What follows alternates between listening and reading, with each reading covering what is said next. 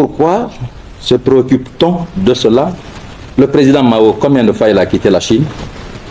Pour autant, est-ce que la Chine est malade? Le président Nixon, combien de fois depuis qu'il est au pouvoir il a quitté?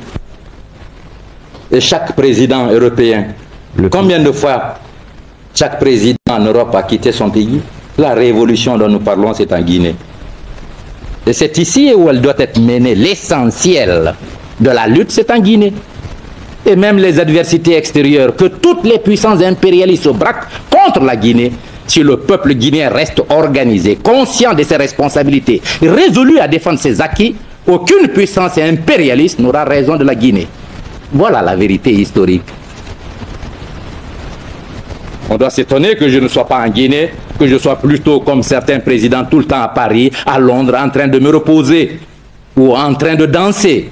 Nous avons du travail et nous ne perdrons pas une minute qui est utile au développement de l'action révolutionnaire.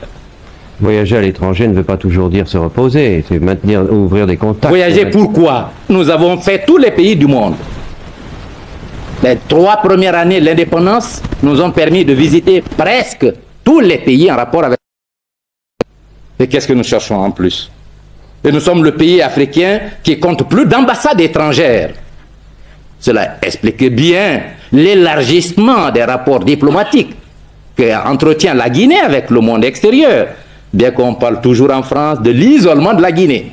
La Guinée a plus d'ambassades que le Sénégal, que la Côte d'Ivoire, que chacun des pays coopérant avec la France. Vous pouvez en faire le contrôle.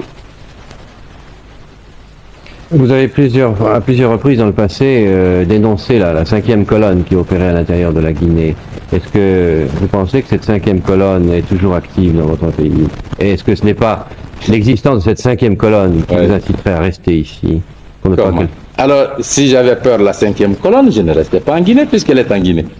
Non, mais parce que vous... Je serais parti à Paris me réfugier tranquillement. Mais vous pourriez craindre que les éléments de subversion qui travaillent contre vous pourraient profiter de votre absence. Profiter comment? Le peuple guinéen est armé.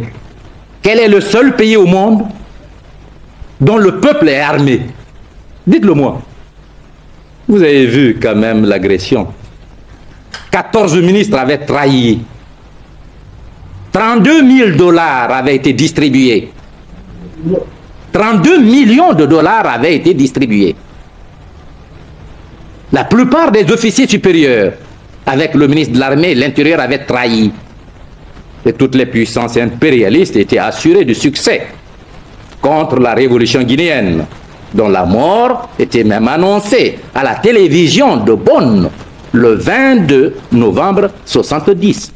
Une émission qui annonçait le grand dictateur du monde, M. Sékou Touré, est parti. La Guinée n'a pas peur de l'impérialisme. La 5e colonne n'est que le prolongement de l'impérialisme. C'est la lutte de classe. Si nous n'avons pas peur du maître, nous n'aurons pas peur de l'esclave qui le suit. C'est pourquoi ici, elle a été matée et chaque fois qu'elle se manifestera, elle sera écrasée, vous pouvez en être sûr. Je l'affirme à la face du monde. Aucun élément traître au peuple guinéen ne sera longtemps manœuvré sans qu'il soit su, perçu, isolé, maté par le peuple guinéen. Vous l'avez dit vous-même, 14 ministres avaient été inculpés, un certain nombre de chefs militaires, des gouverneurs de province, des hauts fonctionnaires, des diplomates guinéens. Et alors? Comment expliquez-vous qu'autant de gens touchant de très près le pouvoir, certains étaient des compagnons de combat de toujours, aient pu trahir? Et en 1939,